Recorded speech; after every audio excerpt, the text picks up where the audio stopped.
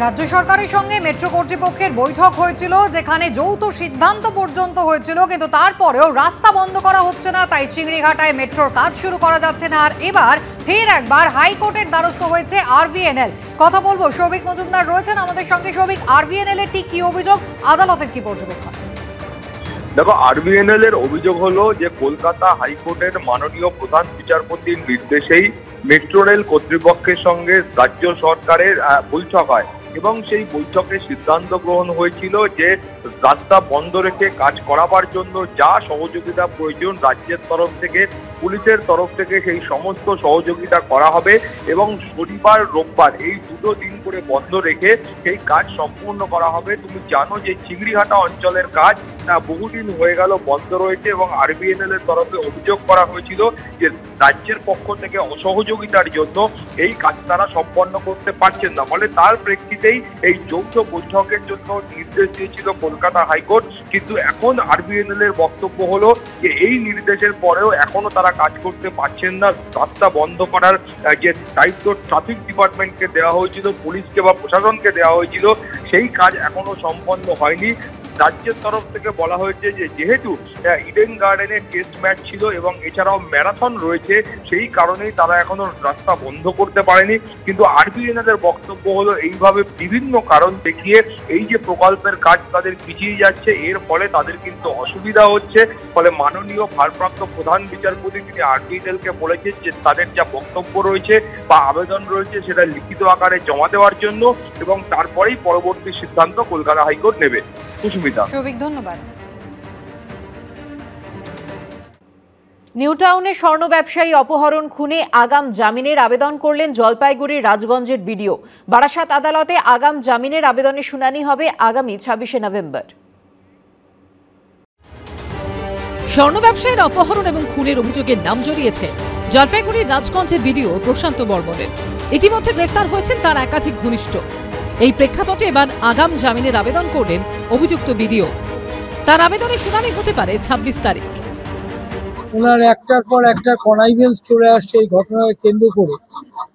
সেটার থেকে উনি অ্যাপ্রিহেনশন করছেন, যখন তখন অ্যারেস্ট হবেন এবং যে আরও বাদবাকি যে আসামিদের যারা ধরা পড়েছে তাদের কাছে সঠিক তথ্য পাওয়া এবং সিসি ক্যামেরা এবং বিভিন্ন রকম সিসি ক্যামেরার সার্ভিলেন্স থেকে, ফুটেজ থেকে বিভিন্ন রকম তথ্য যেটা ইনভেস্টিগেশন এজেন্সি পেয়েছেন।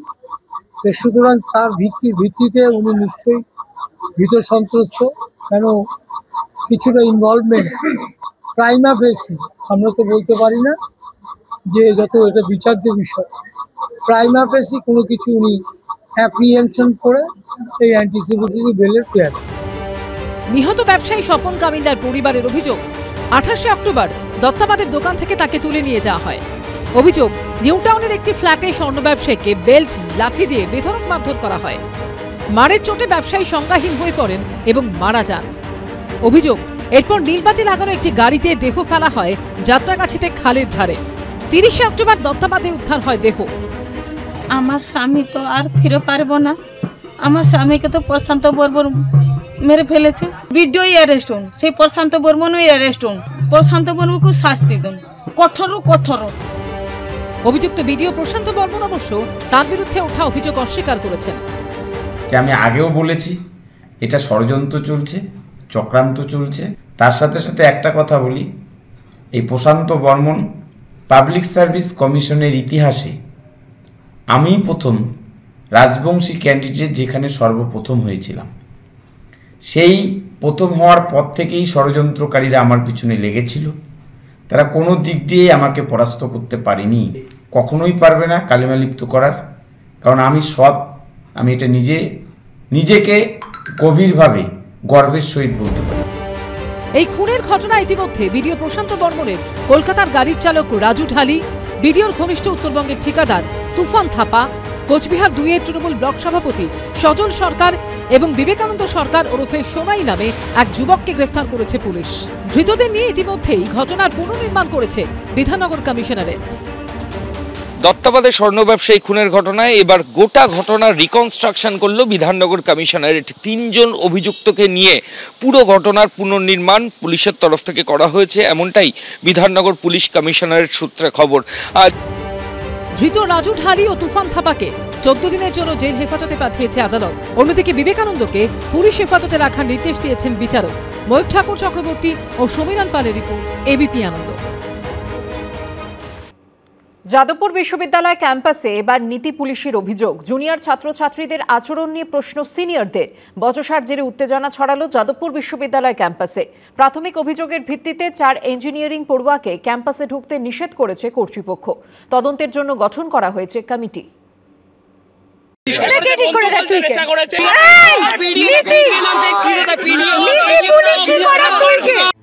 যাদবপুর বিশ্ববিদ্যালয় ক্যাম্পাসে সিনিয়রদের বিরুদ্ধে নীতি পুলিশের অভিযোগ। পড়ুয়াদের 2 গোষ্ঠীর মধ্যে তীব্র বচসা, হাতাহাতির উপক্রম।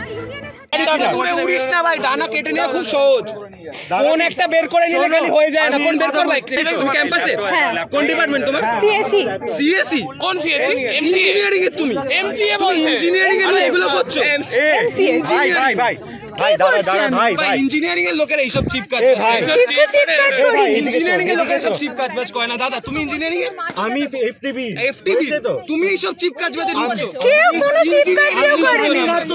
আমরা ইঞ্জিনিয়ারিং চলে একটা ছেলে মানে পার কি করছে, আমরা অনেক বড় মানুষের অনেক বড় মনের মানুষ ইঞ্জিনিয়ারিং আর্টসের লোকেরা। বিতর্ক পিছু ছাড়ছে না যাদবপুর বিশ্ববিদ্যালয়ের।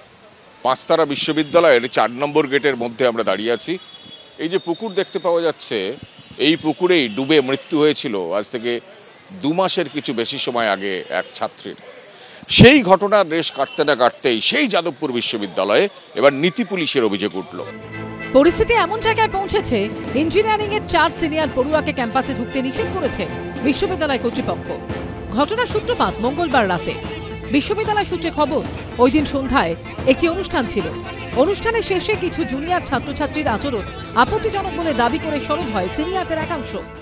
যে ব্যক্তির নামে অভিযোগ সে নতুন কোনো কালপ্রিট নয় ক্যাম্পাসের, সে এর আগেও বহু ঘটনা এরকম ঘটিয়েছে, সন্ত্রাস সৃষ্টি করে রেখেছে গোটা ক্যাম্পাসে। অথরিটিকে গিয়ে বলি যে আপনাদের কাছে ইনাফ ডিসক্রিশন রয়েছে, ইনাফ গ্রাউন্ড আছে তাদেরকে বের করার ক্যাম্পাস থেকে, তাহলে এবার বের করুন। তো তখন তারা এটাতেই রাজি হয় যে তারা একটা ইনভেস্টিগেশন কমিটি তৈরি করবে। জুনিয়রদের একাংশের অভিযোগ, ঘটনার ভিডিও তোলা নিয়ে হুমকি দেওয়া হয় তাদের। ভিডিও কার কাছে? ভিডিও দেখতে চাই, ভিডিও দেখতে চাই, ভিডিও দেখতে চাই, ভিডিও দেখতে চাই, ভিডিও দেখতে চাই, ভিডিও দেখতে চাই, ভিডিও দেখতে চাই, ভিডিও দেখতে চাই, করবি ভিডিও দেখতে কিছু করবো না, ভিডিও দেখবো তাহলে ভাই। ঘটনা নিয়ে সিনিয়রদের একাংশের বিরুদ্ধে কর্তৃপক্ষের কাছে অভিযোগ দায়ের করেছেন বেশ কয়েকজন পড়ুয়া। বেসিক্যালি আমি যেটা পেয়েছি সেটা হচ্ছে মোরাল পুলিশিং, যেটাকে আর কি মানে নীতি পুলিশ যেটাকে বলা হয় বাংলায়। নিজেদের মধ্যে বাকবিতণ্ডা, সেখান থেকে হয়তো মারপিটের মতো পরিস্থিতি হয়েছে। ঘটনাটা দুর্ভাগ্যজনক, হওয়া উচিত নয়, ঘটনাটা একদমই বাঞ্ছনীয় নয়। প্রাথমিকভাবে তাদেরকে ক্যাম্পাসে ঢুকতে বারণ করা হয়েছে 4 জন। রাজ্য বিশ্ববিদ্যালয়গুলির মধ্যে দেশের শ্রেষ্ঠ বিশ্ববিদ্যালয় হিসেবে বিবেচিত হয়েছে একাধিকবার। 5 তারা এই বিশ্ববিদ্যালয় শিক্ষার অন্যতম উৎকর্ষ কেন্দ্র। কিন্তু বিতর্ক যেন কিছুতেই পিছু ছাড়ছে না যাদবপুরের। কৃষ্ণেন্দু অধিকারী রিপোর্ট, এবিপি আনন্দ, কলকাতা। এবিপি আনন্দ, এগিয়ে থাকে, এগিয়ে রাখে।